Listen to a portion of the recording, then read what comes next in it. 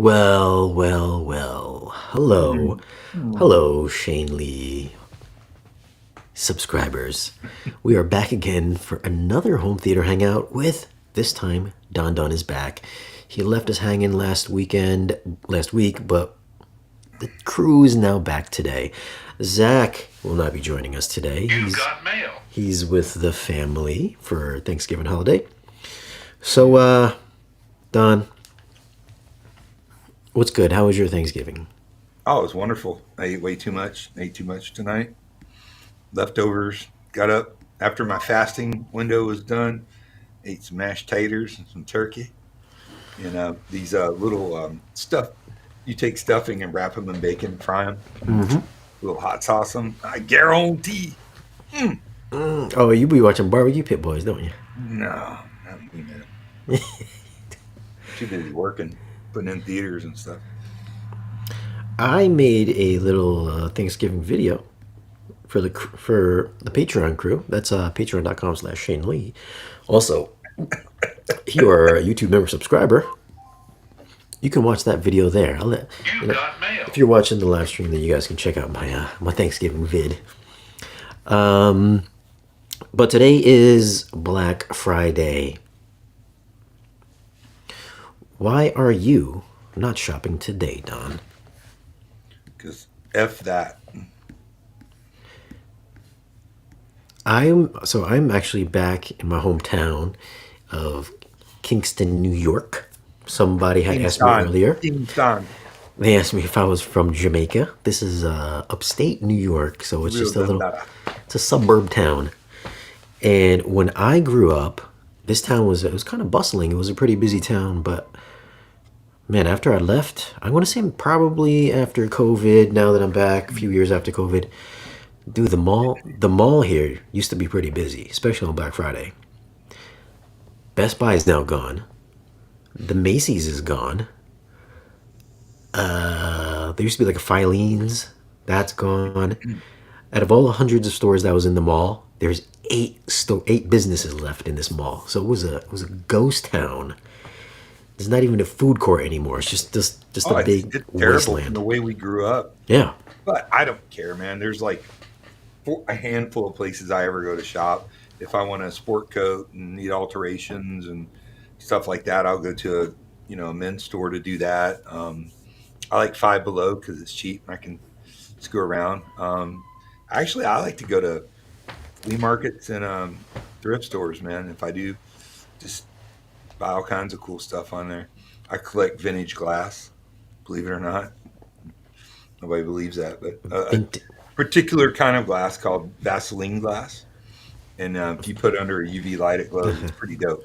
uh-huh. I'm trying to. I know it sounds terrible, but Do you store Vaseline in there? I go buy ammo. I mean, Uh-huh. there's a few places I go, but I try to stay out of stores and malls. I just don't like people, crowd. Well, Oh, I do. I just don't like muggles, and that's what normal people are is muggles. uh-huh. I don't want to associate with the muggles. Yeah, you're a Harry Potter Um, fan now too. what's that? You're a Harry Potter fan, huh? No, I'm not. Hmm. I'm You don't just a like Harry? sci-fi fan. I do. There's a place called Coliseum of Comics close to my house, and they've got all kinds of really cool like figures and stuff. I go in there, take my kid, my cosplaying daughter. Uh-huh. But I mean, I shop online for whatever I want usually. But listen, before we actually start talking home theater or anything like that, I gotta thank today's sponsor, Anker. Anchor. I should really thank today's channel partner, Anker. This is Anker's brand new product, the GAN Prime Anker 737. With this product, you can charge 3 devices at once. It's got 2 USB-C ports and 1 USB-A port, so you can charge up to a single device up to 100 watts. It'll also charge your devices up to 26 minutes faster using Anker's Power IQ 4.0 technology. It has Active Shield 2.0, so it'll intelligently monitor your device's charging speed up to 3 million times a day so that it doesn't overcharge or undercharge. So you will get a 100% full charge and not damage your device's battery. So that is 3 million times per day at adjusting the power output. And it's greener using GaN. If every household in the US uses their GaN Prime products in place of non-GaN Prime products, the amount of power that could be saved is 796 million kilowatts per year using the technology with this Anker GaN Prime product. Starting from Friday, November 17th through December 3rd, you can save up to 60% off Anker charging products. And if you spend over $80, they will gift you a free gift in the mail. I don't know what the free gift is, but you will get a free gift if you spend over $80 at Anker.com. So they are celebrating Black Friday early from November 17th to December 3rd. And like I said, this product, I've been rocking this thing for a few weeks now. This will charge up to a single device up to 100 watts. So thank you, Anker, for sponsoring this channel, sponsoring today's live stream. Links are down below in the video's description if you want to pick up anything up. There's links down there. Use that if you want to support the channel. Use the links down there. It supports the channel and helps to keep the channel growing and keeps it going and keeps me motivated. So thank you, Anker, for supporting the channel and sponsoring this live stream today, the Home Theater Hangout. So this is the GaN Prime 737 up to 120 watts. Pick it up. Like I said, links down below in this video's description. I've been rocking this for all my products, from my Google Pixel phone to this little MacBook Air that I'm using to the iPad Pro as well. So this is a great product. 3 devices at once. Check it out. Links down below in this video's description. Speaking of Anker, I'm currently trying the Anker AeroFit Pro open air Bluetooth over the earbuds. Wow. So far, so good. They're wonderful. Wow. This is 2 ads in one. Look at that. They're getting some free promo here. And so Anker's great. I do like their products. what's so good about that thing? What does it even do? They're just over the ear. They're kind of like the EarPods or whatever the Apple ones. Yep. Just a lot less expensive. I think they're like $160 retail. Now they're over the ear. They don't set in the ear, but they do sound good. They got a larger speaker. They're water resistant. They connect really. They got a great little charging case that they come with that charges it, kind of like the Apple. They're cool little product. I have to say, I needed some, and so far so good. We'll see. So far, so good. All right, guys. Well, listen, we're just going to hang out today. We have really no time. Well, there's one other topic that we'll bring up a little bit later on in the show here. But if you guys have any questions, drop them down in the comment section. Or if you want to support the channel, we accept super chats as well. But who do we have here today? Michael Slocum was saying earlier that he smoked a turkey. He smoked a turkey and a ham. I believe Don likes to smoke meat as well, so... Only on the weekends. Medieval 1980. Hello again from Lansing, Michigan. Cheers, Shane and Don. Yeah, up in Michigan. What up? Clink, clink. How do you cold think... right now in Michigan. Yeah, I bet. How do you think larger TVs that can do good HDR will affect home theaters like 110 and 115 inches, Don? They're gonna... I'm opinionated on that. Because I've done a few installs with, we like to call micro LED, but large scale LEDs. Dude, take the best projection picture you've ever seen and just drop it on the floor. When you see one of these micro LEDs, they've got all the nits. All the nits. All the nits. But there's, heat and complexity and exponential money. But it's coming down, and they were starting to. I know it's astronomical, but listen, 100-inch TVs. I used to sell a Runco 100-inch plasma. It was $100,000.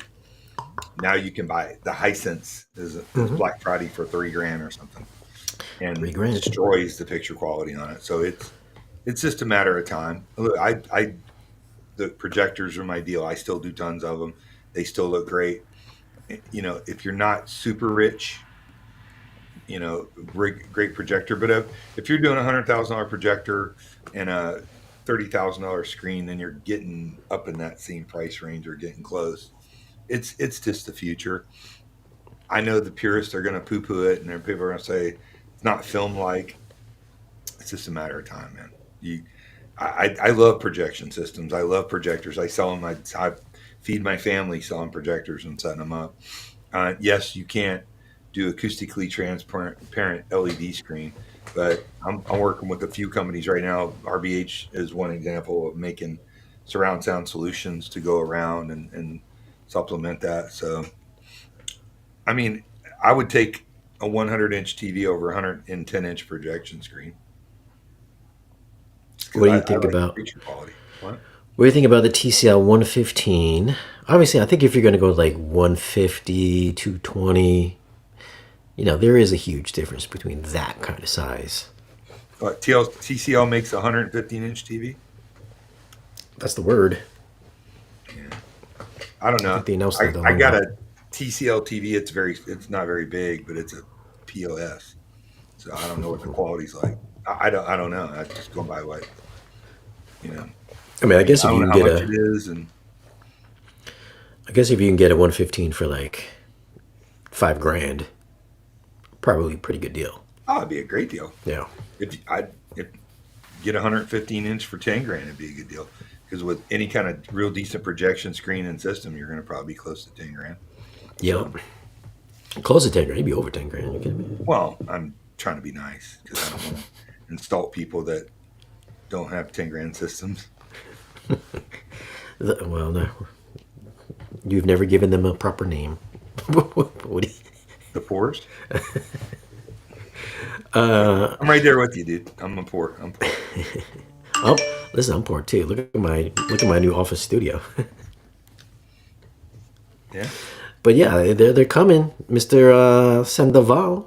He purchased the You 100 got inch the Hisense. Hisense. Yeah. Yeah, he bought it from Dream Media. If you guys want to support the channel, go to Dream Media. Shop dreammedia.com. www.dreammedia.com. Pick yourself up 100s for $3,000 before they sell out. But yeah, I survived my divorce and kept my HD equipment. That's a double win right there, man. wait, who said that?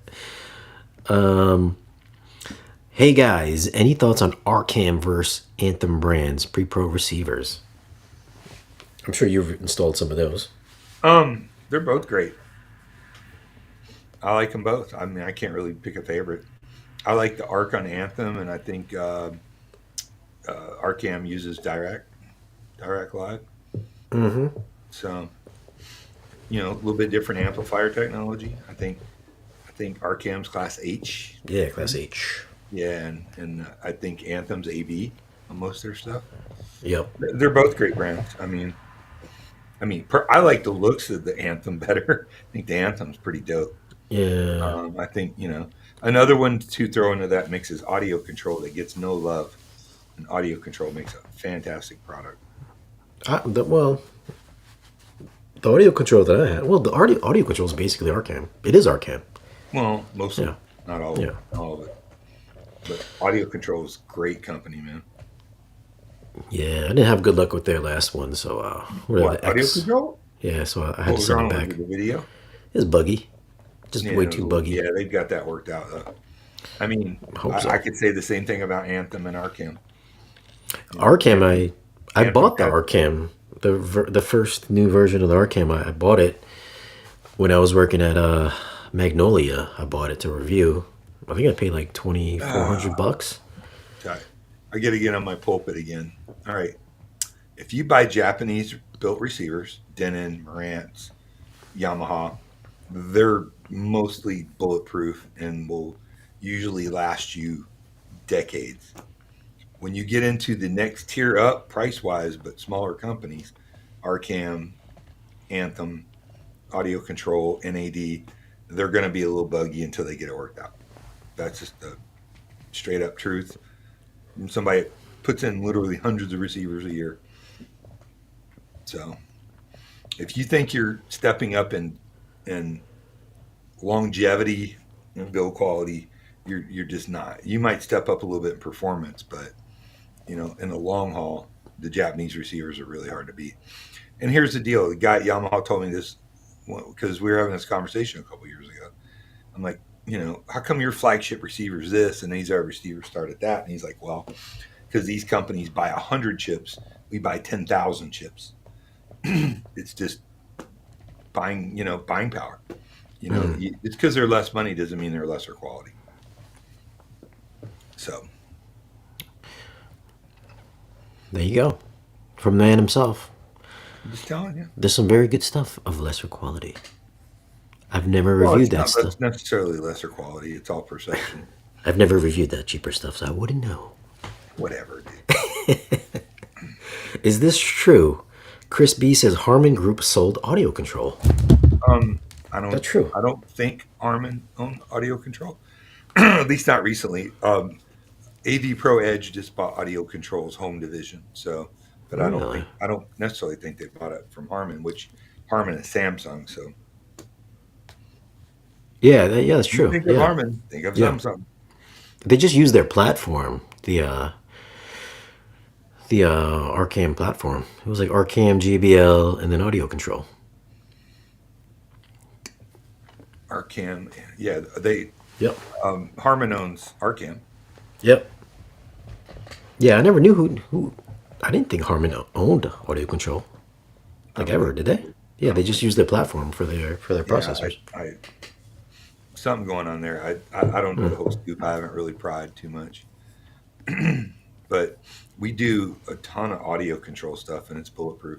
Of course, they make a whole plethora of integrator type products too, distribution amplifiers, and when I know years ago in the early days when I was doing home theaters, we would use audio controlled RTA meters and equipment to calibrate rooms, and we would use audio control um, PEQs, manual PEQs, THX certified, and that's how we calibrated most of our systems way back in the late '90s, early 2000s. You know what I did recently? I used that RTA recently to DSP EQ my Bronco. Would Mm-hmm. you? Is that the proper way to do it? If you're going to EQ something, would you have an RTA? Then what I did, I did the RTA, Mm-hmm. then with the EQ, I adjusted the Q and then each frequency until I got a nice kind of like a I flat, mean, well, not a flat curve, but I had a little bump from like 30 yeah, hertz on that's what up. most. I mean, I haven't been in car audio heavy in a while, but Yeah, that's the way we always did it for years.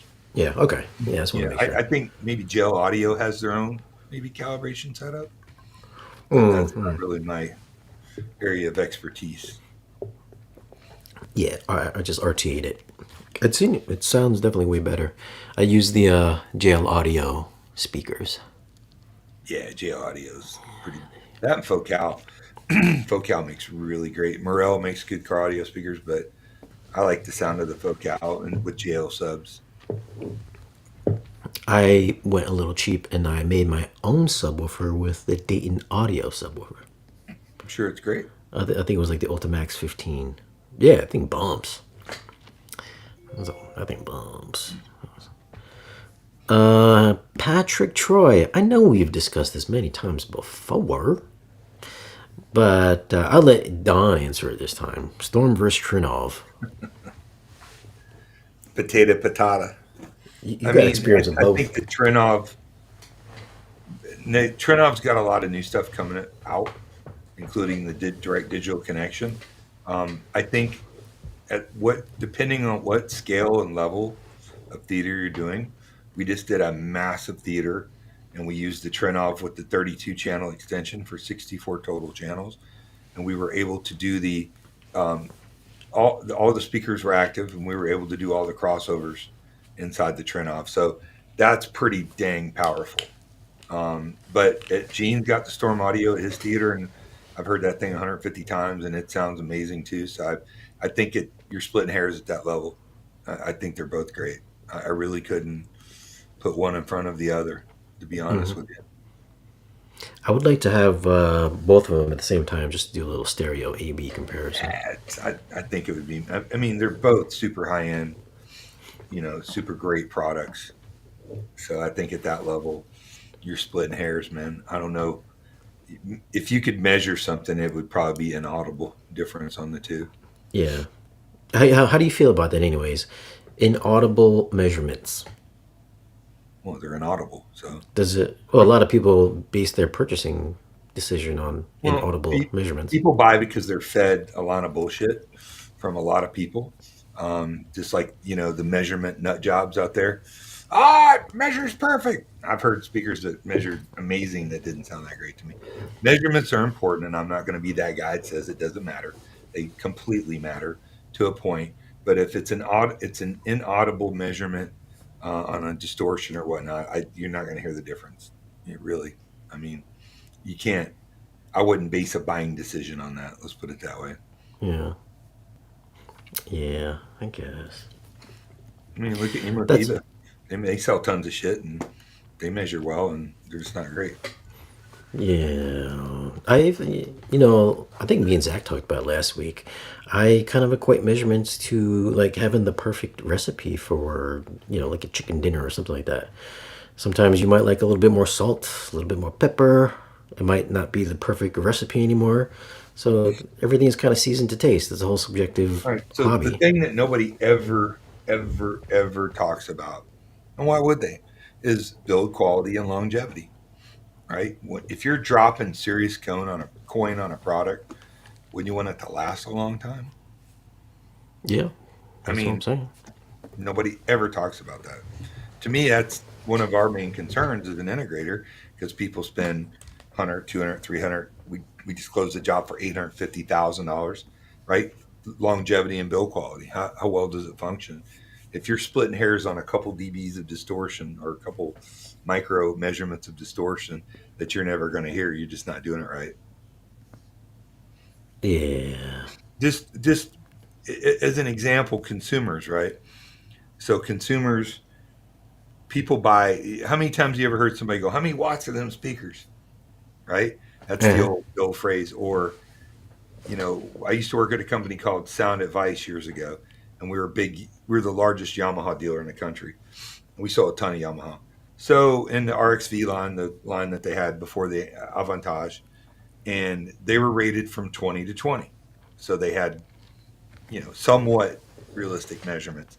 Then Best Buy started carrying Yamaha, and everybody's panties got in a wad and got in this big deal because for $300 less, you could buy the Yamaha from there. It was 125 watts a channel versus the one you had for more money was 90 watts a channel, but they were rating them from 1K. So Mm-hmm. I mean people buy projectors on ANSI lumen output, on contrast ratio to infinity. It's really hard to go by specs. You need to demo the products and see how they function. Or if a projector outperforms another projector, but when you turn it on, it sounds like a lawnmower. You Yep. know what I mean? Like you need to investigate a little further and just not buy on specs. Yep. I mean, I know there's a lot of guys that are going to go, Don doesn't idiot, but I'm just telling you the truth, the Yeah. absolute truth. From I mean, don't get me wrong. I used to be the same way. I just look at specs. Before I started YouTube, I'd buy on specs or I try to save a little bit of money, etc., etc., just like everybody else does. But I like to think that I've reviewed enough gear from entry level to the ultra high end that there are definitely differences where just sure, measurements isn't.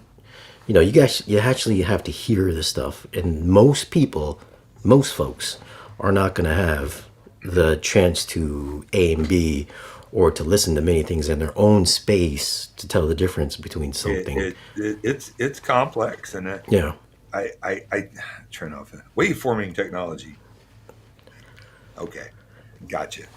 Um, it's just funny. I heard waveforming technology. Um, when you go buy a car, do you just look at specs? Yep. It's get 26 miles a gallon, go 0 to 60 in 4 seconds. But this Mercedes gets 1 mile a gallon less and is a little bit slower. What would you rather drive in, a Hyundai or, no offense to people who drive Hyundais, but a nice Mercedes or a Hyundai? You can't go by specs, man.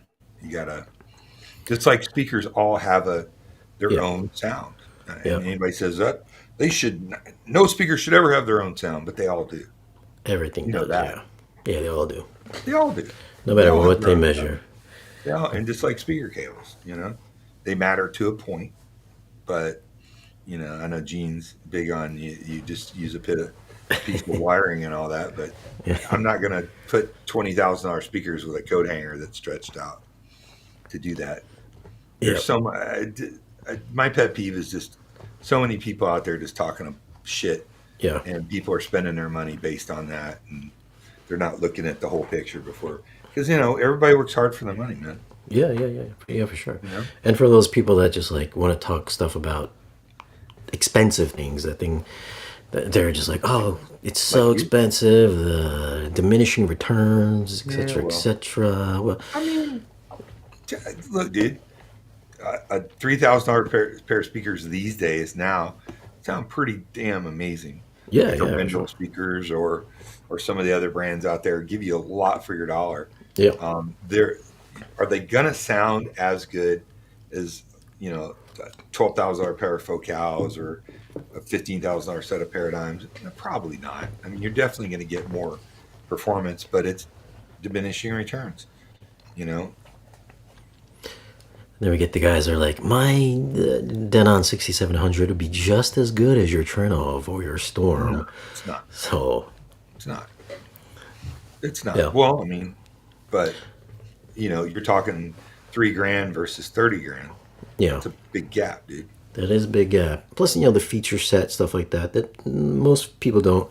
Most people that talk shit like that have never even tried it or even like have reviewed enough equipment to make that All right. kind of So if there's any decision. product on the market that you're considering because it has an architecture built in such a way that you can upgrade it later, Yeah, let me just tell you again from experience, you're effed because nobody ever honors that, or very few companies ever follow up with that. There's no money in it for them. except You're a except manufacturer. except for Trinnov. Okay, well, turn off. Do they? Well, Okay. it came out in 2015. Okay. Still kicking, right? All right. This fucking Gene sent me a picture of his food again. Yeah. Yeah, I mean, that's as far as like measurements and things costing a lot of money. I know we always have this conversation all the time, but there's a difference, guys. If you don't see the benefit in it, then you don't see the benefit. What you don't know, you don't know. So, be grateful that you haven't experienced ultra expensive stuff in your house, because And then you if you might got not a want to pair go of back. flip showers and you buy an identical pair and flip them upside down on top of the other one, that does not mean you're getting twice the performance. We've never seen anybody do that before. Oh, I saw it on a forum the other day on a Facebook group, and I was like, "Oh my god, dude, really? Comb filter much?" What else we got here? Let's see, we got some people trying to start shit in the comment section, so we're not going to address that. What we got here? Time alignment. Hey, boys. Remember I said I was working on a $200,000, sorry, it was $100,000, but we are switching out the Marantz AV10 for a StormAudio processor. How good is this switch? Is StormAudio awesome? I think you'll notice the difference going Yeah. from the Storm from the Marantz to the Storm. Yeah. I mean, there's so much done in the digital domain, so much flexibility. I mean, the Storm audio is legit, man. It's a killer product. Sounds great. It's got a lot of flexibility. Depends on how deep you want to go. If Yeah. you're working on a $200,000 theater, you probably got some pretty high end speakers in there. 100,000. Pretty high end video. I mean, Storm Audios, those should be in the high end theaters. Trinnov or Storm, Yeah. they really should. And they're both great people to deal with. Yeah. I mean, I've heard the AV10 too. AV10 was good sounding. Yeah, it's Sounds a really great. good. Really good. Still good. I still think it's you're not- better. Yeah, it's not a Yeah. Storm Audio. I would say the Now processing. again, you got to have the end chain to really exploit that. So if you're putting a Storm Audio on clip speakers, you're probably not going to hear any difference from a Rance. No offense to clips, but you're just not. Well, I didn't say anything, guys. oh come on, dude! Everything you say is a landmine. I I love say clips. anything. Clips are great, but I mean, you're probably going to go like a JBL Synthesis or Per Listen or something like that to really eke out that difference in performance. You can't put a twin turbo V8 and a Volkswagen, and expect it to perform like it's in a car with proper suspension and body and whatnot. So does that make sense? My car analogies. Yeah, I think so. All right, I think so. I think so. He's got a two. Is Jason? Is this for his rack or is he putting in a rack? I forgot, man. $200,000 for the rack. Okay, well, Shiza. been there, done that, so I get it. Bro, when I took out my Macintosh amps like 2 weeks ago, like I took him out. I put him in with a buddy, but I took him out by myself. I think I pulled a. If it's a $200,000 rack, it's probably, not saying it completely is, but it's probably distributed audio processing network. Unless you got 200 grand in a rack in one room, I'd like to see that equipment list. That's probably pretty dope stuff, man. I would like to see it too. You could do Macintosh amps, and you could do, or some super high end stuff. Like I was saying, I pulled out my Mac amps and I blasted. I must have pulled a huge muscle right in the right side of my back. Still hurts today. 2 weeks ago. It's got fairy dust in it, dude. That stuff's heavy. Yeah. Pretty blue lights, that blue liquid in there. That's super heavy. That's what it is. Exactly what it is. Speaking of build quality, that's the thing I haven't heard anyone talk about when it comes to the Kaleidescape hardware. For that price, it better have the best components possible inside, in my opinion. They've got really, really good hard drives and processing products in it, so it's pretty high end. And don't forget, what that stuff costs in the real world, I don't know. I know it's pretty pricey. It was one of the things I asked them about when I was talking to them a while back, and they're like, we use these really high end, enterprise grade hard drives and processors in it, but I don't know what that stuff costs. I know all that kind of product is relatively problem prone as a rule, and can be. Yep. So. And people keep forgetting that they still got to pay for like the employees, like the infrastructure and security of all that stuff, and maintenance and the studio fees and all that. That's a lot of money. I mean, they're like the only ones doing it that offer lossless downloads, so it's not like a streaming device. So people don't take into consideration all that stuff that goes behind the stuff that is just hardware based that you're kind of looking at. So I mean, that's where a lot of the money comes from. Got to drift in the freaking Kaleidescape. Dude, I don't know. It always happens, dude. Club. I was at my buddy's house the other day, man. He's got a new Kaleidescape, and he's just like, he's got Kaleidescape. He's got the Mad VR. He's got the big Mac Daddy JVC projector with the anamorphic lens and a great 2.35:1 screen. He's a big video guy. I'm like, and I was straight up because I've been talking to him about it for a while before he got it. I was like, so was it worth it? He goes, bro, it was probably one of the most worthwhile things I've ever bought. But he loves it. He's a movie guy. He's into it. He's a hobbyist. It's a killer product. I don't care what anybody can chip away and nip at the ankles of it. It's a good product if you can afford it. Shit, I don't have one. I can't afford it.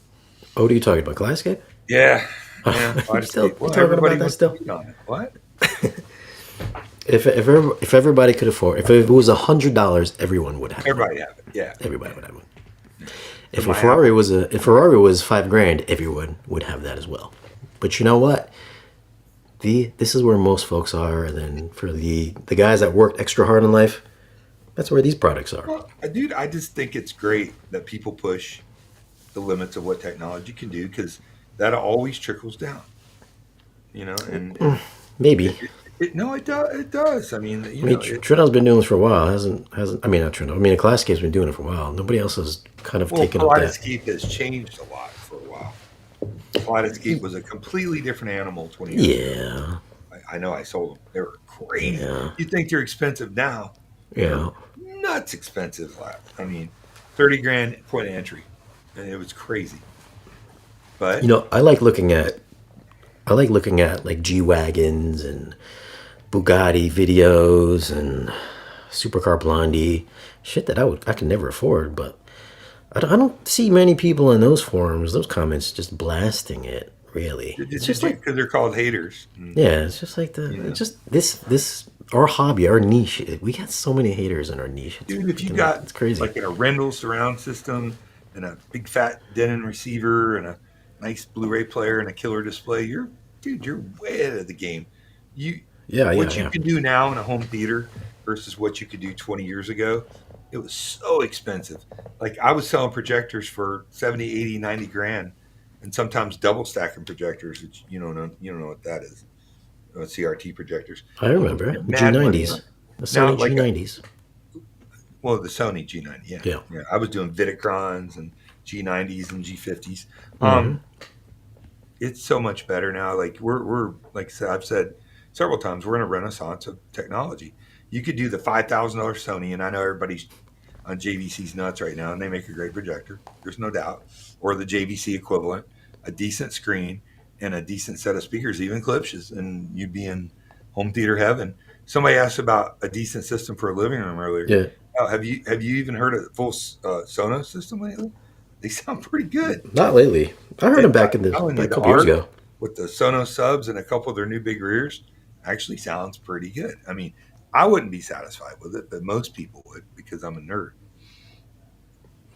My I speakers haven't. I taller than I you, would Steve. like to. I would like You're to not hear. very, yeah. I mean, I saw that picture. You're not what? You're like what, 5'6"? Man, you were right next to me. What are you talking about? The same, my front speakers are as big as you. What else we have? Trinnov. What's Trinnov will after 5 years let you extend warranty? Oh, I think they're having that conversation amongst themselves. I Marantz mean, is for that fine kind of unless you need money, active crossovers. I found Trinnov to be very reliable in my experience with them so far. Yeah, It's yeah, a same solid here. product Yeah. with brilliant people working for them, brilliant people, and nice people, and they genuinely care about client services, their customer service, and the quality of their product. I mean, it's a what can you say about it? When you're at the top of the game, dude, everybody's going to try to nip at you. Mm-hmm. StormAudio, same thing, great product, been super reliable, sounds great. And there's a ton of products. I mean, the Arcam, the Anthem, the audio control, they're all great products. I love the NAD too. I love the sound. Video switching's a little wonky on it, so I can't put all my 100% on that. I own a T778. It works okay for my system, but I mean, Denon Marantz and Yamaha. That's the triad right there. Onkyo's gotten better. I mean, they burned me years ago, so I'm sure they've gotten better. But Klipsch owns them now, and Klipsch tends to take companies and run them in the ground. They did for Energy and Mirage. So I don't know. Here's a question for you. You might know this one. Xburgos1, what are your thoughts on the Cambridge turntable you are currently testing out? Is that you? Are you testing that out? I'm not testing it out. Yeah, I am. Yeah, it's Oh, good. It's good. I mean, I'm not a big vinyl guy, so does it four do? times a year I'll use it. You know what I mean? Does it do a lot of pops and hisses and scratches and all No, that it stuff? sounds good. It's built quality. I mean, for 2 grand, it's a direct drive. It's got Bluetooth in it, so you could Bluetooth your. I don't know. That's a gimmick to me, dude. I mean, I know a lot of people are going to get mad, but I can sit down, open my phone, and stream pretty much any song known to man ever made for $20 a month at better than CD quality sound. I don't really care. That's Xavier. That's Captain Analog. You're gonna meet him. That's his realm. Tube amps and all that, you know, dinosaur shit. Oh, interesting. Okay, so before we move on to another, before we move on to another another question here, we have to cover.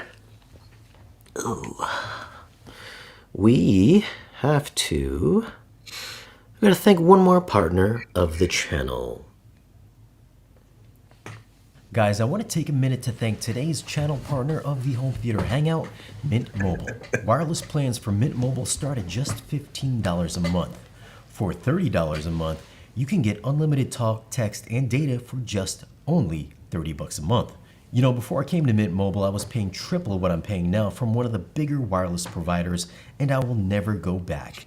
All plans come with unlimited talk and text delivered on the nation's largest 5G network. Use your own phone with any Mint Mobile plan and bring your phone number along with all of your existing contacts to get your new wireless plan starting at just $15 a month.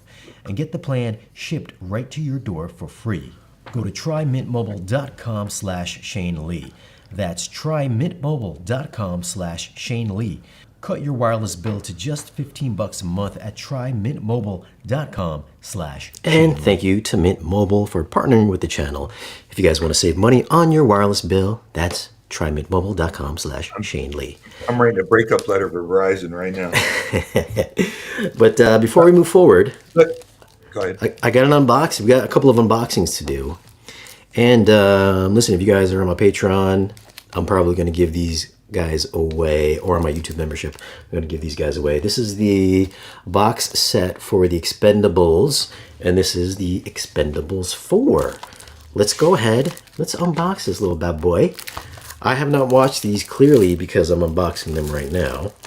But as you know... You're really doing an unboxing video on a fucking DVD? People care, and we got to show the folks. We got to show the folks. For the movie fans out there, this is the Expendables 4. This has you know, Dolby Atmos. It's a HDR10. It's 4K. There's a digital code, which I'm not going to show because someone's going to steal it, but I will be giving away the digital code at some point in time. And then what? The digital code for the movie. Digital code for the movies. For the movie. So this has the 4K disc, and it also has the regular Blu-ray. So I'm assuming that the extra features. I don't know about you guys, but the regular Blu-ray. As soon as we're done with this, I'm gonna break open my Expendables. Your Expendables or edibles? Well, I already tried the edibles. So. Oh, so this is the big one here. I requested this one because I really did want to review this until I had to move out, so now I couldn't review it. So that's why we're doing the unboxing today. Okay. So this is a steel book. There's a lot of guys out there that like to collect steel books. So this has a little slip case, slip cover. Look at that. It's a little clear one. Ooh, a clear one. I dig it. And here's the steelbook artwork. Look at that. Can you see that? Front. As a firearms instructor, the Expendables insults me. Why? Because they never run out of ammo. I can't. So this comes kind of loosely packed. At least mine does. They're kind of like floating all over the place. I don't think that's supposed to happen. We get the code for all 4 movies. And then we got a lot of loose discs in here. So this is the were there like 12 of those movies? How many is there? Bunch. There's 1, 2. Man, there's a lot of discs. Hold on, let me count how many discs are in here. There's 1, 2, 3. I feel like I'm getting scratched right now. 4, 5, 6. Wow. 7. Well, let me take this all out, man. How they fit all these discs in here? This is one side. 1, 2, 3, and 4. So we get the 4K section, and then the theatrical version of Expendables 3. That's cool. And then the other half is the same thing. Expendables. I feel like I'm in the home shopping network here, man. What are we doing? Expendable. I got unboxing. Oh, the lovely ring. Look at it. Oh, it's beautiful. It's like real diamonds. Expendables 1, Expendables 2. Oh my god, there's 8 discs in here. So it's like the 4K and the Blu-ray RPG subs are at about 60%. are stacked on top of each other. So here's the artwork, the inside of the artwork. Dig it. And then, bam, I dig that as well. So there are 8 discs in total. They're stacked between the Blu-ray and the 4K Blu-ray. So they kind of alternate within each other. So that's exciting for you guys. I will be giving this away on the YouTube membership and then also on my Patreon. So if you guys don't know what my Patreon is, that is patreon.com/Shane Lee. That is patreon.com/Shane Lee if you want your chance to win the Expendables Steelbook. Look at that's a little beaut right there. And if you guys have seen The Expendables 4, which I did at the movie theater, it was quite an experience. Just put it that way. So that is The Expendables 4. And then the Expendables box set. Thank you guys for setting that for me to review and also give away to one lucky winner on the channel. And also thank you to Mint Mobile for partnering with us for this segment of the Home Theater Hangout and the Expendables box set, Expendables 4 unboxing. Okay. Let's continue. Are you not entertained? Why is Oppenheimer home video money disc mixed with DTS MA 5.1? Same with Fincher's The Killer, no Atmos. Well, Christopher Nolan never does anything in Atmos, so that's why. And then I don't know what's going on with the Fincher no Atmos. I have not. Is that good? Fincher's The Killer? Never heard of it. It was okay. It was all right. I didn't mind it. Yeah, I didn't mind it. It was a decent enough movie. I thought it was going to be better than it was, but it's okay. Yeah. Yeah, it was just all right. You didn't see it? It's on Netflix. More movie reviews instead of Rotten Tomatoes. It'd be like the Rotten Asian.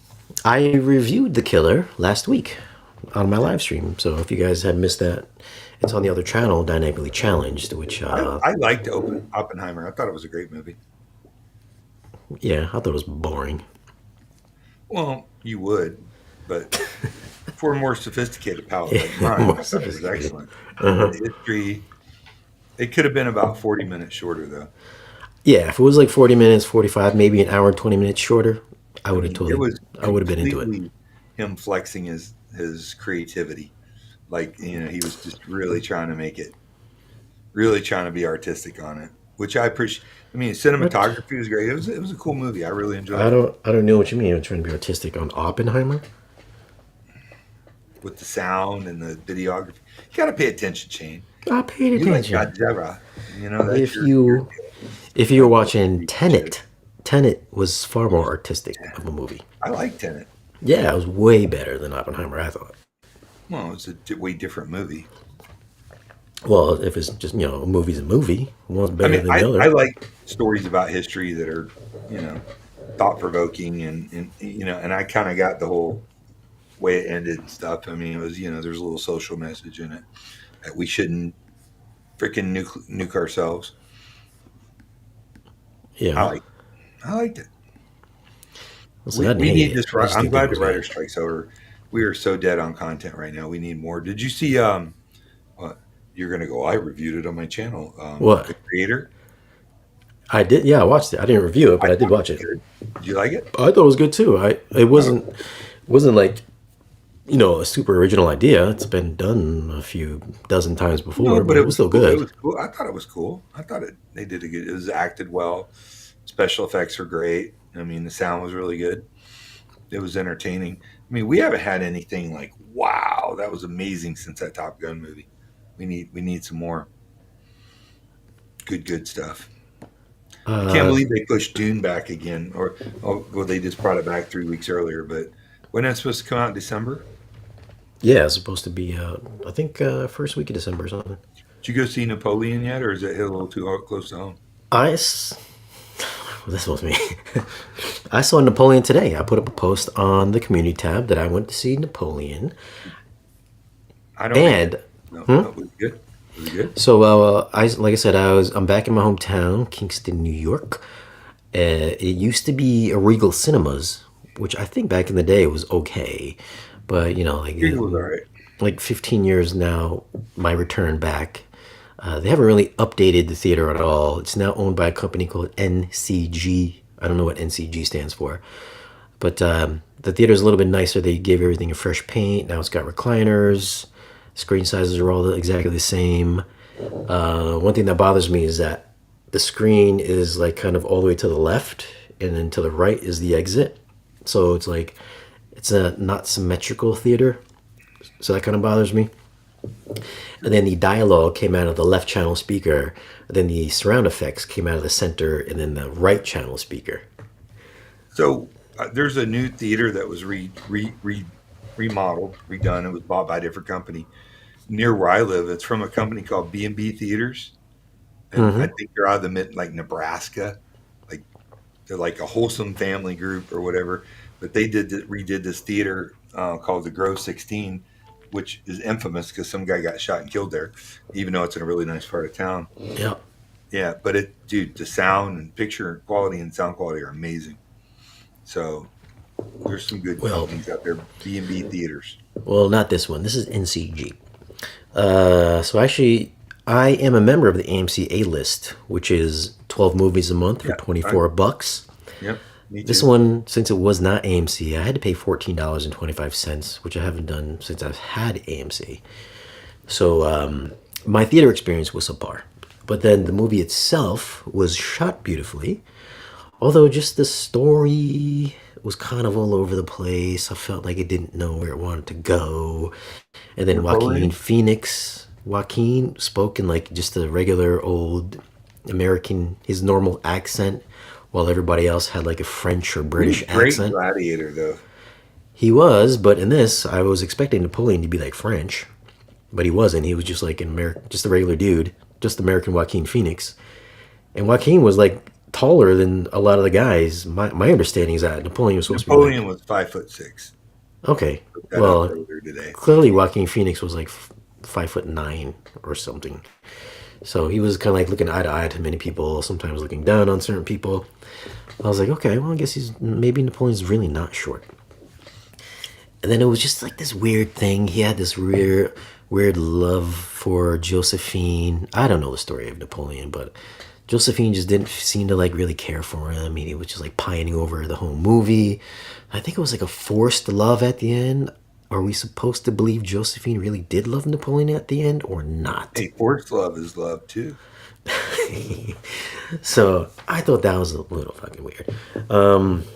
Other than that, I mean, it was a great looking movie. I just didn't dig the whole. Maybe I got to see it again. Get Marty teared up. I just felt like there was probably some scenes missing that Yeah, could don't flesh you out the miss that story. feeling? Well, first of all, you said AMC. I love AMC theaters. I go to. Yep. I've been going to AMC. I just always have. You know, you get an affection towards something. You know what I mean? But Mm-hmm. I want to see those movies when you leave, like when you left, when you saw Braveheart, or you saw Gladiator, or you saw Private Ryan. Like you move a theater and you're like you come out and the light hits you, you're moved. Like it's thought provoking. You think about it. You know, Ah, I this mean, movie it's wasn't like that. This movie wasn't huh? like that. This movie No, it wasn't like wasn't that. one of those. Yeah, Plus the fact that I'm watching it and then I'm looking at characters here and then the voices are over here. I was like, yeah, I just can't get past that. Yeah, it just kind of threw me off the whole time. So, yeah, I mean, story wise, I didn't think it was all that great. I know some people had said that they really liked it. For me, as far as the epic movies you that didn't like Oppenheimer. So I'll probably like it. you might like it. I mean, for me, there's the three epic movies that came out this year. That's Killers of the Flower Moon, Oppenheimer, and then Napoleon. Unless I'm missing something else, but Killers of the what? of the Flower Moon, Yeah. DiCaprio, Scorsese. Okay. No, you didn't hear The about it. reviews were. I know what it is. The reviews are terrible. But the reviews are good. What are you talking about? Man, no. So I think for me, the top three would have to be Killers of the Flower Moon number one, Hmm? Oppenheimer number two, and then third would have to be Napoleon. As far as the epicness Killers of the goes. Fire Moon. I'll have to watch that tonight. When I first heard the title, I thought it was like a sci-fi movie, but it wasn't. It's like shit, like a true story. But that So kept me more engrossed, more you know what I so than love about you, Oppenheimer. Shane, is that you still go to the movies, and so do I. People are like, I bought a home theater because I never want to go to the movies again. I like going to the movies. Look, Me we've all too. had the bad experience with the idiots with the kids and this and that, Yeah, talking too much. But I still like going with my daughter and going and see. You know, I went and saw last week. It was Five Nights at Freddy's at the big screen. yeah. My kid, because she grew up on that. She's 16 now. She wanted to see it, and it was. You know, I love the experience of like leaving the freaking house, getting in a car, grabbing something to eat, going to the movie theater, getting some popcorn. It's still what we all grew up on. Most of it's still fun, and I think we should do that. You know, we can critique the sound and this and that, but at the end of the day, that only adds to if it's a good movie, even if the sound and picture aren't the best. If it's a Well, good movie, it's I still think cool. Yeah. I find the movies are. I think people look at movies the same way a lot of people look at AV equipment. Some people will just read reviews or just go off of measurements, and then the movie guys will just go off of reviews and then not go see the movie. No, I'll see it. Fortunately for most people, movies are actually affordable. They're like $15 up to like $20. So you can actually go and watch a movie and make up your own mind on these. Unless you get popcorn and a drink. There's another Well, $30. well, I don't even do that myself. But Of course you don't. whereas AV equipment, most people can't afford to go buy $10,000 speakers and compare them with a $2,000 pair of speakers. But movies, you can go to the movie and make up your own mind rather than just going to Rotten Tomatoes or watching some other YouTube reviewer talking about how good But he I've thought the seen movie movies that was. didn't rate well on Rotten Tomatoes that I loved and enjoyed. So you Yeah, can't. same. Yeah, The you can't do critics that. are critics. You know what I mean? They're Yeah, like living in their little world, trying to be artistic. Trying. People are always trying to make themselves relevant, yeah. and you make yourself relevant by having an alternate view. You know what I mean? Like Homeboy's talking about the Taylor Swift movie. I got so many people I've talked to that went and saw. They're like, not really a fan, but man, that movie was great. Yep. That's cool. That's freaking cool. Yeah. It Subjective, man. we got Subjective. to get out of this assholiness that's creeped in, So, and it's everything yeah, everybody that that you're fucking into. ass. People are Yeah. into. You're right, but we all share a love of it. I mean, if you got a Sonos system and you like movies, cool, man. You know, Plus, if you it's got like, clip stuff, I'm gonna try to upgrade you, but and people don't understand. Like, if you don't go to the movies, then they're not gonna make them. yeah, they're not gonna make the movies. There's no Then incentive. you'll be stuck watching your movies on streaming services, which people hate streaming services. Listen, So you're just gonna force theaters out of business and studios to make a movie only on streaming, and then you're gonna complain that streaming has taken over your beloved physical media. So then physical media is gonna go away. Then you're only gonna be stuck with streaming. So it's a trickle throughout down, the man. history of mankind, storytellers have captivated people around a Yeah. fire in a village, on a play, on a stage, Shakespeare, moving up to we had film, we had black and white, we had sound. What's that movie with Brad Pitt? Um, Fight Club. where, huh? No, Fight Club. dude. No, where he was a big black and white movie star, and then they got sound in it. Had that shit. Oh, You know what I'm talking yeah. about? That was actually pretty cool. But what I'm saying is Babylon. it's in our DNA to watch, and movies are the format and creativity of presenting stories. And by extension, what we do with the home theater and the video is part of that. And I don't want us to lose sight of that, man. You know, not to get all philosophical, but Yeah, guys, if you're in the home theater, you got it. Go to the movies. I love, Support the hobby. Go watch a fucking movie. you know, There's one thing I really hate is like AV guys in the channel in the YouTube community that review equipment that don't even watch movies. They're just too busy to watch movies. They'll watch clips of the same movies, of old movies that they've seen over and over again, but they won't actually watch movies. And if you try to have a conversation with them, it's always like, "No, I haven't seen that movie. I haven't seen that movie. I haven't seen that movie." And that happens more times than not, especially with some guys that I have on the channel that I've spoke to in the past as a guest. I'll right. try to talk about movies with them, but they've never seen movies because they just don't watch movies. People that review anything, in AV included, are just people giving you their opinion. Yeah, So what you have to decide as a consumer is how much do you trust the opinion of that person, right? Do you what is you got to look at their background, what they do, how much stuff they've been exposed to. If you've yeah, only been exposed to that much, how credible is your opinion versus somebody that's been exposed to that much? yeah. You have to gauge it. You have to gauge their personality. Do you feel like this person is honest, or do you feel like this person is just giving you a line of shit because they get paid for it or they get some free equipment for it? Yep. And that's what you have to decide as a consumer. Like Shane, the reason that Shane and I are friends is because I was a fan of his. I really liked what he did, and I'm like, this guy is legit. He's a little bit of a prick, but I mean that I kind of want that. And somebody who's telling me what I should and shouldn't buy. And he's a big movie aficionado. And think about that. Like Gene's my friend way outside of this, and we talk twice a day. And you know what we talk about? Audio, video, movies, and we talk about life too. But what does that person do for a living? Gene's done this for 22 years. That's all he's done. That's how he feeds his family on testing stuff. I make my living, putting AV systems in. You just got to gauge who the person is and not be bamboozled by a bunch of technical shit they throw out. But, what do you feel in your heart? You feel like this person really has your best interest as a consumer at heart. Listen, I review movies because I love movies. I review home theater stuff because I love home theater. Most of these guys, you might see some guys, they might just talk about TVs. They don't know nothing else about nothing else. They might just talk about watching demos. They don't know nothing about nothing else. So they're putting themselves in these little baskets, and When I you saw a talk lot of about people video, listen to them. I bring in Jason Dustle, who's Yeah. Joel Silver's protege, who's one of the probably 2 or 3 smartest guys in video on the planet Earth. He teaches people how to calibrate stuff. When I talk about Dolby, or Gene does, we bring in a guy who mixed the Star Wars movies. We talk about acoustics and room design. We have Matthew Pose and Anthony Gramani.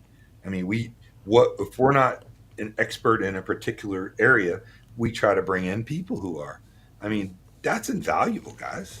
You know what I mean? Like, Shane. Why do you think Audioholics and Shane have this relationship? Because we trust what he does. We feel like what Shane puts out is the truth. Just like, what was that subwoofer that went? Brrr? What was that? I don't know. I don't want to bring it up. All right. Anyways, he's like, I don't want to bring it up. Sorry. Anyway, but you tell the truth. I try to. Listen, I try to review affordable stuff and then really expensive stuff. Some of these other channels, they've never even touched the really expensive stuff. So, I mean, and then I got to hear feedback. Oh, Shane, this person said this and this and this and this about it, or whatever. Anything we say ever, dude, gets emailed. And you never know who's lurking out there. You know what I mean? Yeah. I just don't give a shit, dude. I mean, honestly, I'm gonna say what I'm gonna say, and I got a whole bunch of people who love me, and I got a whole bunch of people think I'm a redneck idiot, but it's okay. A little truth in everything we think. Yeah. Well, what can I say? But what do me and you, every day of my life, we are? Don, are we making fun of the TV only community? Since when? Did we say anything about the TV community? What? Making fun of the TV only? We were actually praised the TV community. We said that they're going to take over Projectors earlier. I'm not sure what you're talking about. I don't know what that means. I don't know what it means either. What does that mean, dude? I don't know what does it mean. TV only community? Yeah. Without sound, there is no TV. Yeah. Happy Thanksgiving, man, to you, Devin. Happy Thanksgiving, Devin Lott. Devin Lott's been a subscriber for quite some time. Thank you, Devin, for supporting the channel. 2024. I read Dune when I was in middle school, and I read about, believe it or not, at least one book a week, sometimes 2, depending. Or I audible, listen to them, and I'm super excited about part 2 of Dune, big time, because I thought they did an excellent job on part 1. I like part 1, yeah. It's one of those movies I had to watch a few times to appreciate it. But I think Dune's really deep sci-fi, dude. Yeah. It's like Lawrence of Arabia set in sci-fi. It's a really deep, but I'm excited for it. Yeah, I can't wait to see that too. 2024, obviously Deadpool 3's coming out. I like the second one. I'm a Deadpool comic fan. Mine was entertainment, dude. I like the comic book Deadpool, so I was glad to see what's his face there? Or Cable. So I was glad Cable was in it, and Domino. And then Shatterstar died way too fast. So I like Deadpool 2 a lot. Especially with the Colossus. The Juggernaut. It's fun. Juggernaut, yeah. It's fun entertainment, dude. That's a good comic book Marvel, for man. fans. I haven't seen the new Marvel one. But man, there's a lot of mixed reviews on that. Oh, the Marvel, Ms. Marvel. No, the Marvels. I saw that. Yeah, it was I think I talked about this last week too. I think I reviewed it too. Yeah, it wasn't very good. Catch me up. Is it worth watching? It wasn't very good. You gotta have to watch WandaVision on Disney Plus. Yeah, I did. I watched all that. Okay, and then Ms. Marvel. I didn't mind Ms. Marvel that much. I think that might be the best Marvel show on Disney Plus. I just finished Loki. Oh yeah, I got to finish that too. Yeah, that was pretty good. I only saw like 2 episodes. Notes, man, on it. It was pretty good. But yeah, the Marvels it was just kind of weak. It was a weak movie. Dude, I don't know what's happened. I mean, they've gotten so woke or whatever the terminology is on it. They're just like they're trying to push a social issue in front of entertainment, and we just want to be entertained. We don't need somebody to dictate how we're supposed to think to it. Interstellar 2, is that true? That's not true. Oh, okay. That's fake. How could you make it That was a great movie, by the That way. was a great movie. I loved that movie. Yeah. Avatar. Avatar Now you're 3. just being mean. Avatar 3 is coming out. I know it is. Avatar Yeah. 27 is coming out eventually. I don't think Avatar. Did you like the part 2 that much? I liked it. It was all I right. enjoyed it. It's visually stunning. It was a great looking movie, yeah, for sure. The story was basically the rehash of the first movie, essentially. Yeah. But I didn't mind it. I liked it. I see you. The Me? Way of Water. Yeah. It's on me. I just don't like my entertainment with the side of social. I don't need a movie to appeal to my social issues. I just want to be entertained. Are you talking about Avatar 2? I'm And the talking about whales? any of the new movies, dude. I I don't mean, care if the superhero is a woman. I don't care if she's a lesbian. I don't really care as long as it's good. oh, see that? Terminator, we roasted his theater. Terminator Juice's theater. You remember his theater? Yeah. The reason I stay subscribed to Shames because he actually loves movies, unlike He some other does. guys. I love movies. I go to movies every week. And you know what? That's a really cool thing to say because that's true. You and I talk about movies. I mean, when we're just bullshitting, you know what I mean? So I love movies. Every day I watch movies. There's not a day goes by. You know, I'm on all these different forums and Facebook groups, and now it's like, the hard media guys and the streaming guys and all that. Dude, I've got 1,000 DVDs and I almost never watch them. It's just easier for me to stream. It is. People hate it though. I mean, that's why I have the Kaleidescape because it's basically like streaming but with physical media quality. Well, that's the reason I love it too, but Yeah. it's not streaming. Yeah, it's not streaming. I did that video. I did the video last week where I was saying that Christopher Nolan was supporting physical media, that you should buy physical media. Christopher And Nolan put out a movie in 4:3. it's IMAX though. It's IMAX. IMAX though. I do. It's If it's funny good, it's because good, man. it's funny because people will watch a 4:3 on their 16:9 TVs, and don't care about the black bars on the left and right side. But because Christopher Nolan shot it in IMAX, it's okay. But if a movie was just shot 4:3, just normal, non IMAX, they would fucking be in an uproar. So the first IMAX I went in Tampa, they had at Museum of Science and Industry, they had a real first generation IMAX theater. It was a dome, right? And when Yeah, you sat, you kind of leaned back. yeah. That was dope. That Hmm. was amazing. So the IMAX they have now is not the same as that. Yeah. The one in New York City at Lincoln Square 13.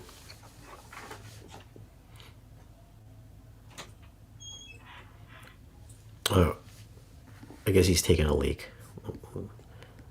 Let's let him take a leak here.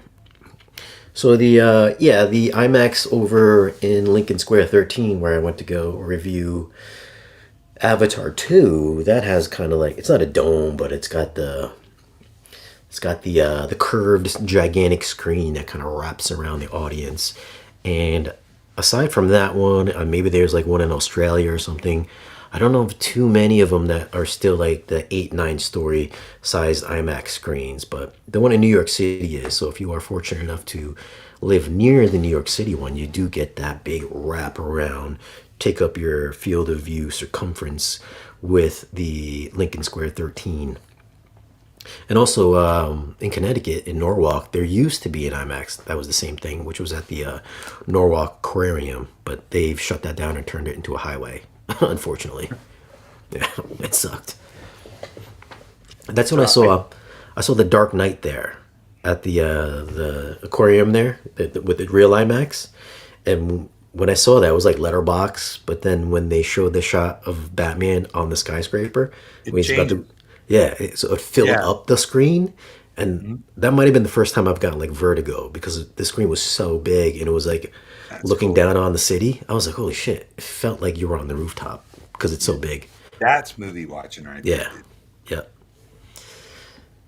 yeah. That's when IMAX really flexes its muscles. And the one thing that does still drive me crazy about guys that are all about IMAX on home physical media is like it's not IMAX. You're never gonna get the IMAX experience on your TV. It's just not ever gonna happen.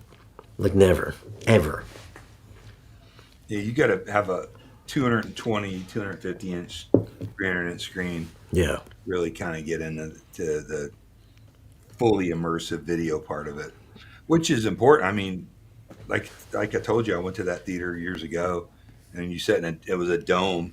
I mean, they had a big storefront glass windows looking in the projection room, and the film was like the size of a sedan.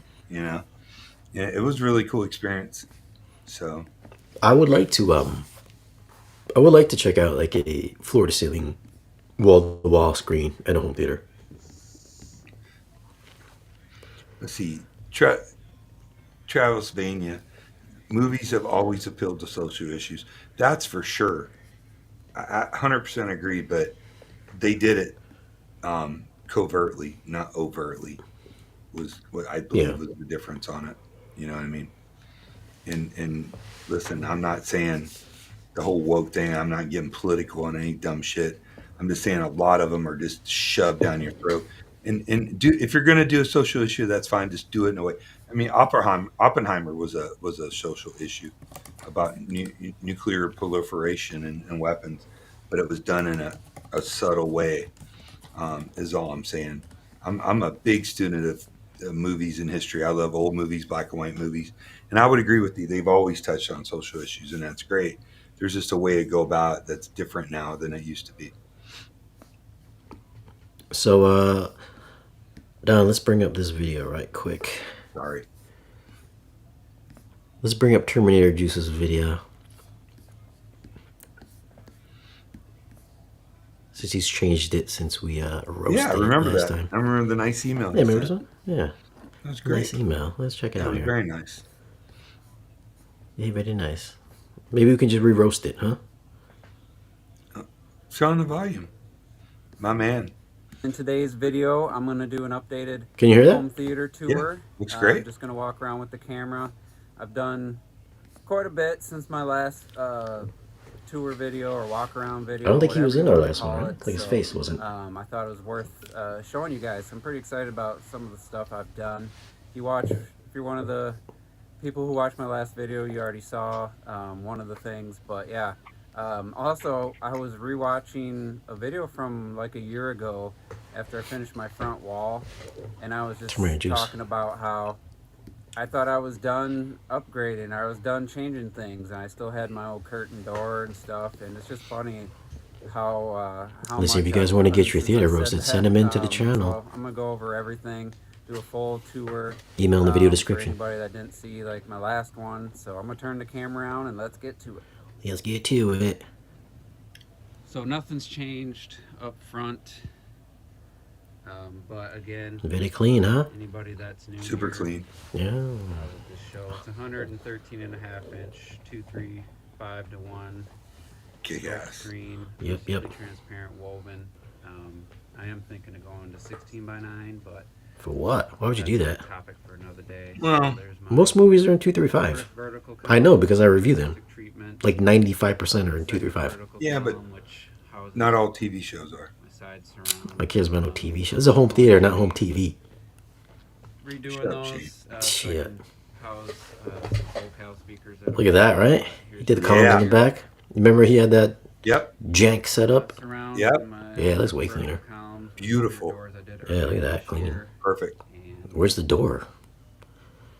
pretty much It blends right into the the background. other side. Badass. Yeah, I like it. Nothing up front, nothing, you know. I don't like those ugly ass seats, but my bad. That's really blends easy. I love that he put all this effort into Yeah. this, man. That's really And super cool. yeah, it turned out really good. I'm happy with it. And then Those seats are like blocking your rear surround, you know, because you don't look like a very tall guy. considering putting some glass to block that out completely so I can Pot calling the kettle black. Come on. Well, my seat backs come up Which you're not gonna below my see. shoulders. Trying to hear him, dude. I put a air return vent to pull the warm air out to circulate the air. Another thing I wanted to do is I noticed this earlier. If I put my hand in the frame, it actually shows the actual color of the theater room. So if you look, Gets warm. very Yeah, it's crazy, isn't it? Isn't that wild? Well, it's an sepia, automatic it's white like balance. It's like Yeah, this yeah, screen yeah. filter. If I put my fingers in Yeah. there, now you see the bluish tint of gray. And, it And I looks a like lot the closer bluish to the tinted grays actual color. in a room. So, You don't Yeah. have to do black. you know, the doors, I'm pretty sure most of the time it's really dark though in there. and Oh, yeah. maybe the Like wall dim, doesn't rather. look quite that blue in person, but it's pretty close. So there's a look. It makes it Sorry feel a for my little more hands have to be comfortable. in the frame, but yeah, that's what the room actually looks like. You'd be color-wise. amazed how color Um, and lighting affect your and I your don't know mental why state in a it room and a doesn't work space. in every situation. Yep. But like I don't think. Yeah, that's pretty close. Again, I mean, it doesn't look like a huge room, but it's definitely Yeah, maximized the let's space go to though, for the sure. other stuff I've done, and Yeah, it's dope. Look at that. Well done. Yeah, look at that. Look at the doorway, man. here. Anna, the projector's up. And the first Yep. thing you'll notice if you've been to this channel How before, clean it is. Yeah, make that room a little darker though. You know what I'm saying? Why? It's a It looks like an office. It What? looks like I'm going into my Shut- HR. are you- stop button. My you HR out of your department at mind? work. If you just left, So, moved it from I a got park. this. This is called a roast. If you don't want to roast him, you don't have to roast him. But this feels like I'm going into the HR department at Walmart or something like that. I had to buy You're some. I'm going to request some time off on my You're a dick. my Christmas vacation. You're a dick. I don't think it really actually was needed for my room. For my No, that setup rack at looks this killer, point, dude. but I like it. Yeah. 4K player. That's a signature, because I know so many people that have theaters. When you go look at the equipment, it looks like my autistic kid wired it. Like it's just, well, he probably wired it perfect. Well, we don't know what it looks like back there. It's a mess. No, but that looks good, dude. Doesn't matter. You can't see wires. And then it made me want to kind of spruce up this part of the room or this back room. So That's killer, some dude. Figures, some Funko Pop, some toys, and then just some of my collection, which I'll show you. I also Yeah. Thomas and Holman. poster game in here. So that's the flagship for me. I love that movie. I was so happy to get that poster. Great movie. Also, I do. have the Joker Yeah, that's a great movie. promotional photo on the side. There's the current movie I'll be watching. But let me show Interstellar. this photo. Yeah, it's cool, dude. Yeah, I like it. I like it. I like I it. like how the projector's out there. I mean, he put a lot of thought into The that, man. idea Yeah. of having Braveheart, and then come across You have a here. little cooling going on. Got the JVC. Stellar Interstellar, we talked about that. watching either tonight or tomorrow night, and then glad to have the original Blade Runner and Dune, and then I redid the top of my bookshelf. I got the same Lord of the Rings collection myself. Lord of the Me Rings too. DVD extended edition trilogy. The old ones, right? That is DVD. Yeah, Am I when they correct? came like that, dude, Yeah. it was really cool. I got it for Christmas one year. I was stoked. I had this here. Mhm. Matrix. Yeah, it's dope. Some Matrix figures. I got. He's one of us, man. $5 an old I got all kinds of set nerdy stuff. the 3 Matrix awesome. plus the I mean, I don't have that stuff, but I got those Gumby movies. toy, I'm Gumby, damn it. that I had, and then over Remember when Eddie Murphy was Gumby? That's why I just said that. I'm Gumby, damn it. Blu-rays and some cool DVD sets. See, yeah, we were just talking about Avatar and Deadpool. See that? And then Moulin over here, Rouge, I that's also great cleaned up surround. this room, and I got this Batman poster, which is a little more black than it was in the photo. And I've had this Sin City one up for a while, so got a lot more movie representation. I also put this dark Sin fabric City. over my Sin City. PC. That's when Jessica Alba was Trying to keep the on light fire down. back then. But yeah. She's always fire. Over here, still my gaming stuff. never broke up with her but back in down the day. here, I You got a have, futon? I have another. I haven't seen one of those in years. VHS, the Star Wars trilogy special edition. I got that. Mine was silver I have though. that too. I have that same one too. Mine came in a silver box. I never watch any of them. I really like the Sin City set again. DVD. Bring on the Thanksgiving fun Oh, with good friends, is that an family, and ad? delicious treats from Cheryl's Cheryl's. cookies. Our butter. A couple more old toys. All right, you're losing me now on the Some turtles Ninja and shit. Ninja Turtle. Blu-rays.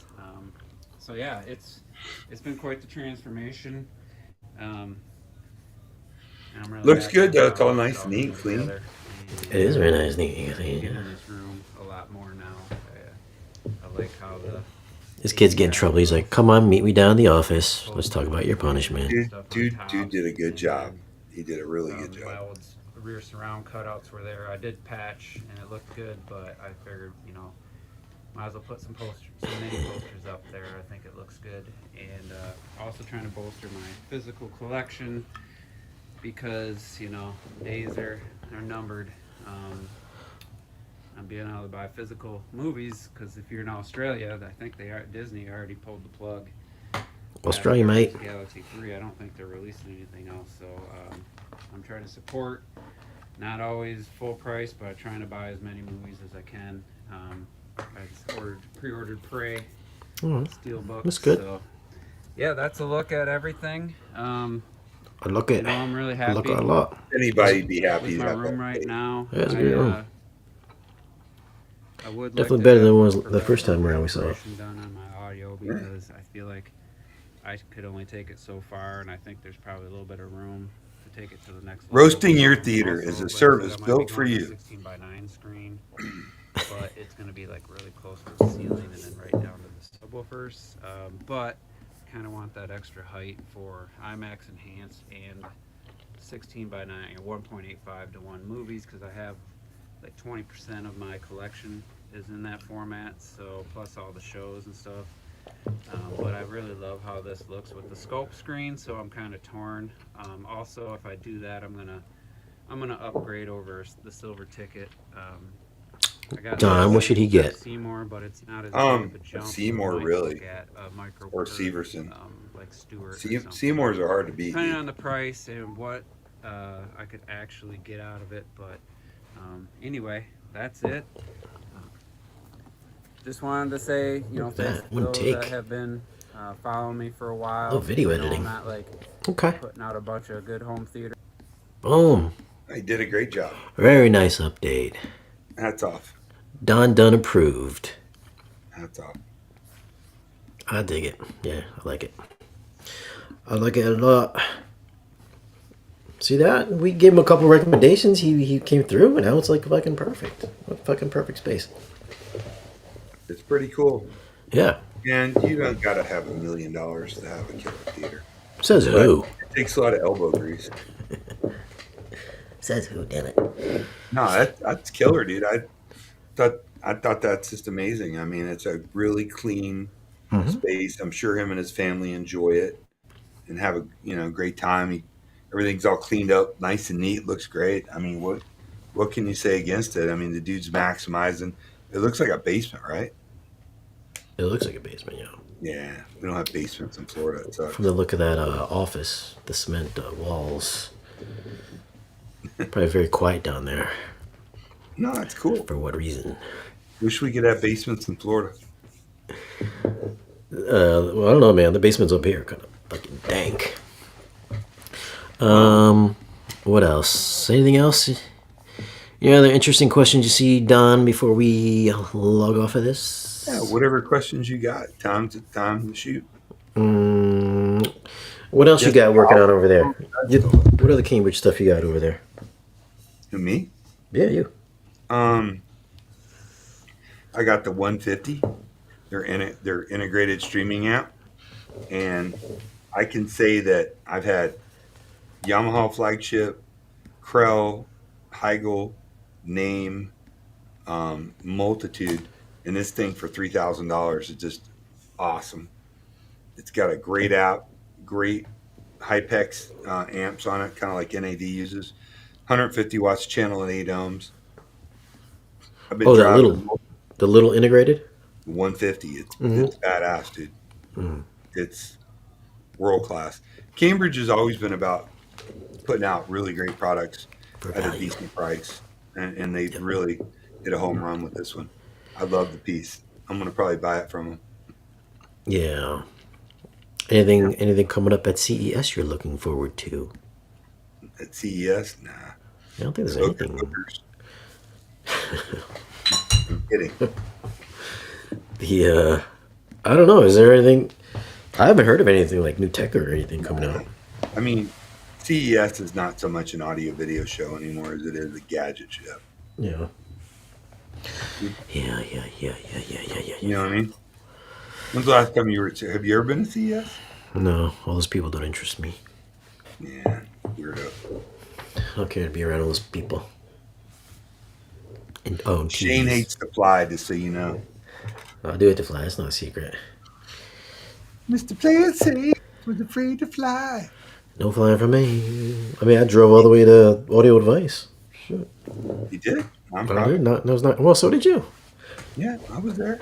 I drew further. Well, we drove about the That's same the distance. same. It's like 9 hours. I'm from the south. You're coming from the north. Yeah, 9-10 hours. That was a great show, wasn't it? It was a good show. Yeah, it was a very good show. Because of that show, I got the Dev Techs in, which I will be. Actually, I already shot the Dev Tech review in the theater before I left. The red one, or you got the black one? The Dev Techs? Hmm? Doesn't Oh go no, together. I'm sorry. I'm thinking. Sorry. Yeah, so I The got, two kind of blend to me. yeah. I did the comparison too. So I shot the review for the Dev Tech, the DM70s. Gene reviewed it, got some measurements, so I'm going to borrow his measurements for the folks that care about that. And then they gave me the big boy center channel with the big, I think they either dual 6s or 8s in there. I'll tell you what, man. I don't know why more people don't Dev talk Tech about. rocks, dude. Why aren't there more powered speakers like that? Because There should sound, be. they sound Dude, awesome, the dude. Paradigm Founders, their flagship speaker. Yeah. You swear to God, there's two 15s in the room. They're that good.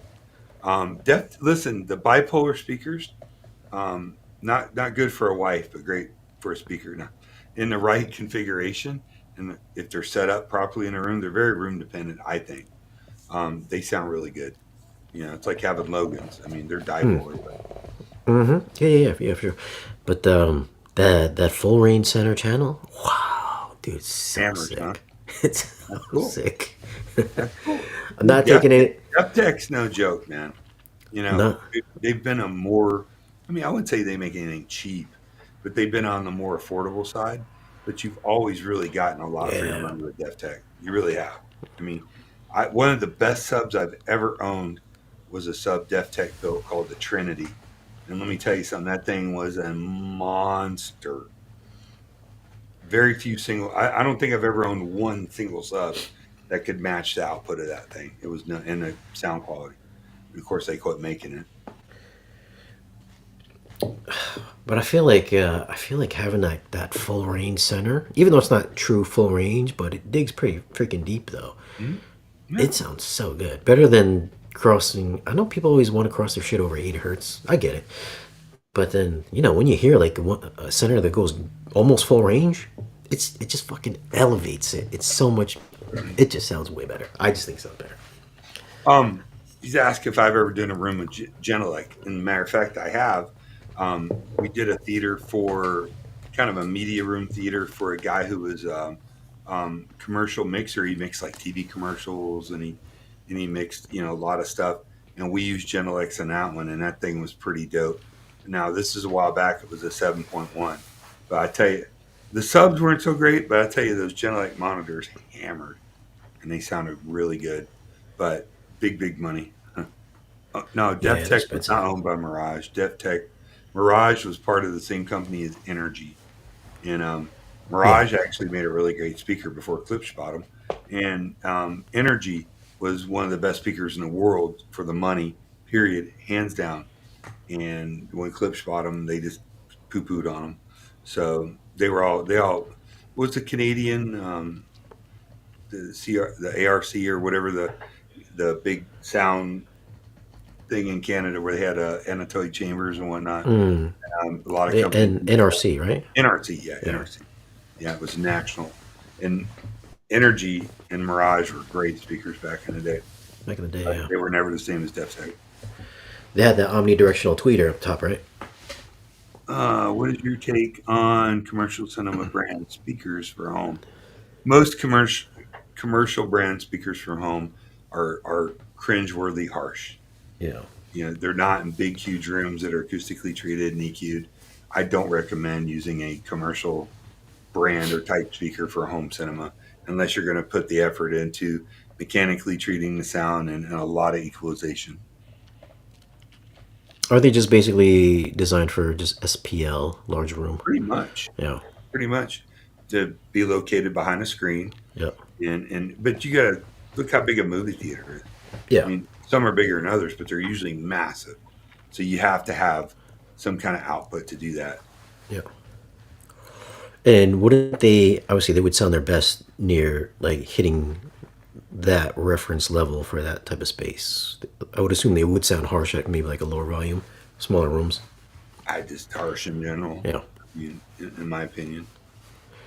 Unless it's, like a void or a K array or something that can be EQ'd out.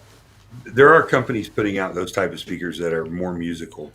Yeah, if you do a speaker like a Grimani speaker, Anthony Grimani has, they have the SPL output, but they still have the audiophile-ish sound to them.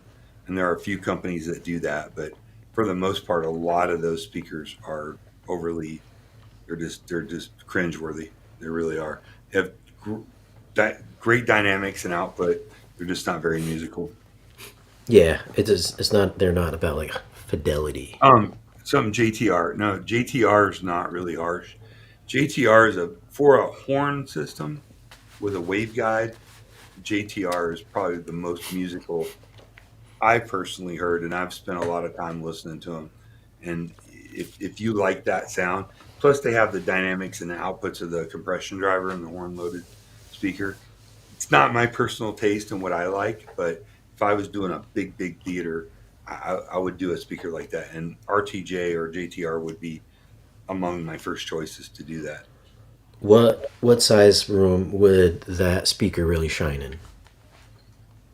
Maybe like a 35 to 40 by 25, 30 with a high ceiling, 12, 14 foot ceiling. That's a big room. Yeah. Bigger. Yeah. Yep.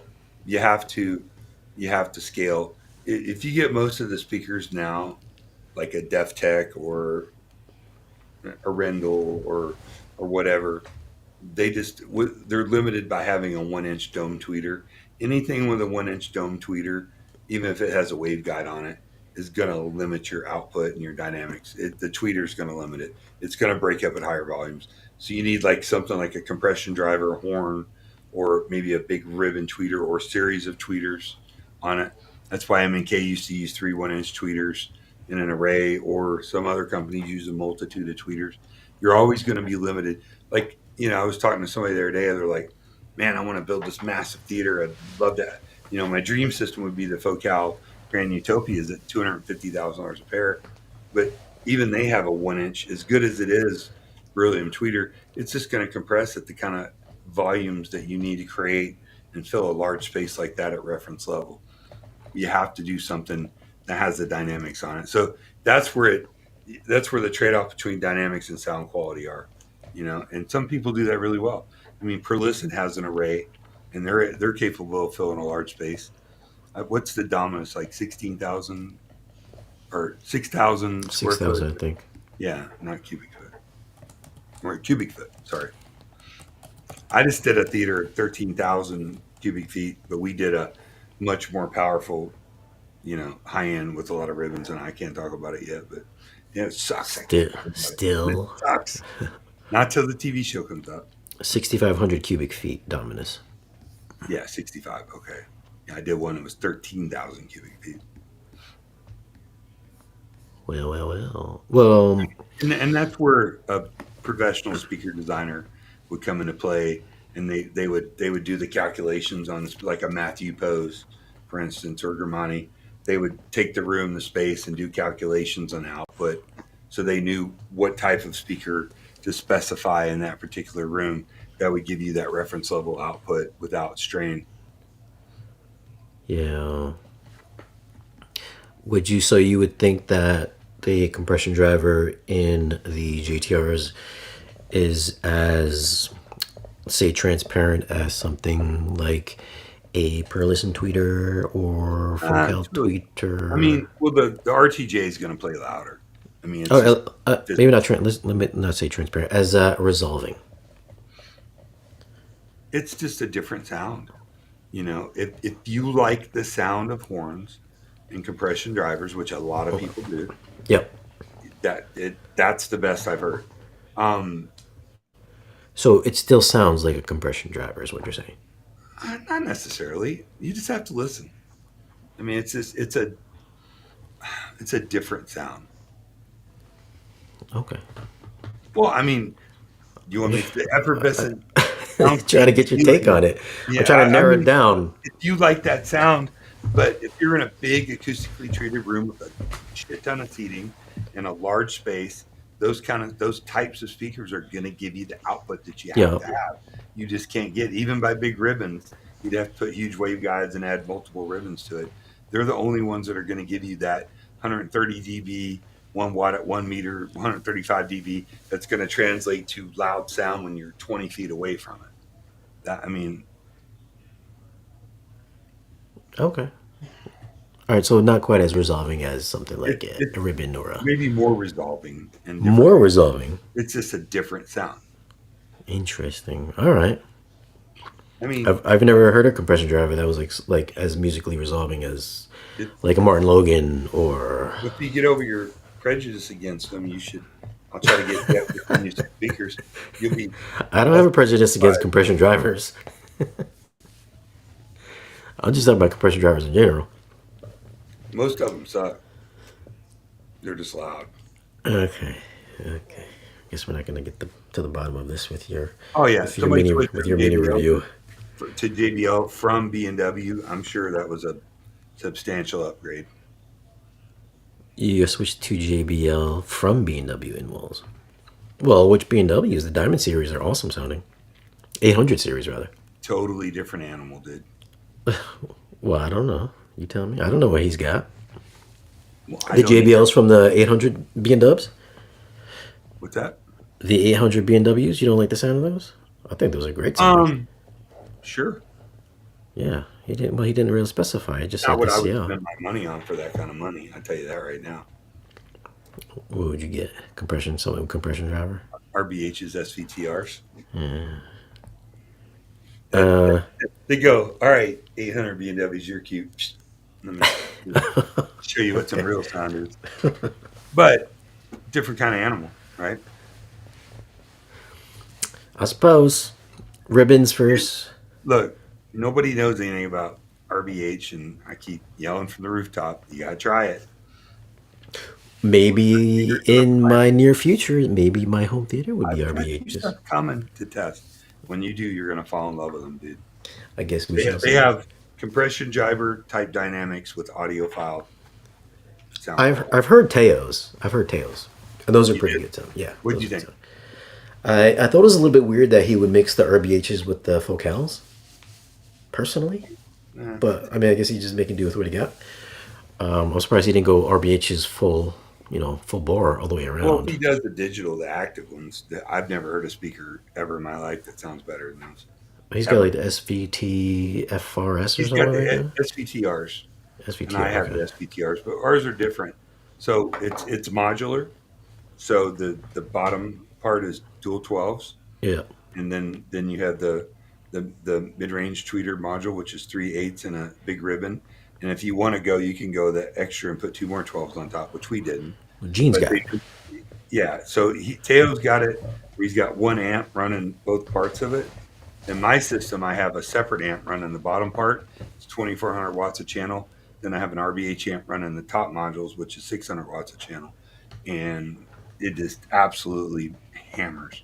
It's just amazing. Audio file quality, but with the kick of a big giant commercial type speaker in that type of dynamics. It's crazy. Yeah, I heard his and yeah, they image really good. I thought it's weird. He had those big ass speakers and the little SVS Prime Center channel. Did he? I was like, dude, what are you doing here? What are you doing with this center channel here? Well, he's building a theater in his basement now. Yeah, I just saw Teo last week at Gene's birthday party. yeah, Flew down it's from New York, but you didn't, Dick. Well, I was a little occupied doing something else. The speakers are like, basements are they're pretty low, so these things are just like floor to ceiling, and the ceiling down there is kind of low. And I was like, damn! I was like, these are huge speakers in this room.